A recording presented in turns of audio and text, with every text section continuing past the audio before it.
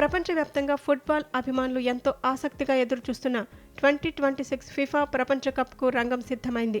ఈ టోర్నమెంట్కు America, Canada, Mexico దేశాలు సంయుక్తంగా ఆతిథ్యం ఇస్తున్న నేపథ్యంలో మునుపటి కంటే భిన్నంగా సరికొత్త ఫార్మాట్లో టోర్నీ జరగనుంది. ఈసారి 32 జట్లకు బదులుగా ఏకంగా 48 జట్లు టైటిల్ కోసం పోటీ పడనున్నాయి. జూన్ 11 నుంచి జూలై 19 వరకు ఈ మెగా టోర్నీ జరగనుంది.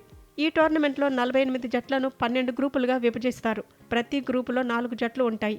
లీగ్ దశలో ప్రతి జట్టు తమ గ్రూపులోని మిగతా 3 జట్లతో ఒక్కో మ్యాచ్ ఆడుతుంది. ప్రతి గ్రూపు నుంచి మొదటి 2 స్థానాల్లో నిలిచిన జట్లు నేరుగా నాకౌట్ అర్హత సాధిస్తాయి. వీటితో పాటు అన్ని గ్రూపుల్లో 3వ స్థానంలో నిలిచిన జట్లలో అత్యుత్తమ ప్రదర్శన కనబర్చిన 8 జట్లు కూడా నాకౌట్ రౌండ్కు చేరుకుంటాయి. దీంతో మొత్తం 32 జట్లు రౌండ్ ఆఫ్ 32 పేరుతో నాకౌట్ దశలో తలపడతాయి. అక్కడి నుంచి ఫైనల్ వరకు జరిగే ప్రతి మ్యాచ్ నాకౌట్ పద్ధతిలోనే ఉంటుంది. కాగా జూన్ 11న మెక్సికోలో తొలి మ్యాచ్ జరగనుంది.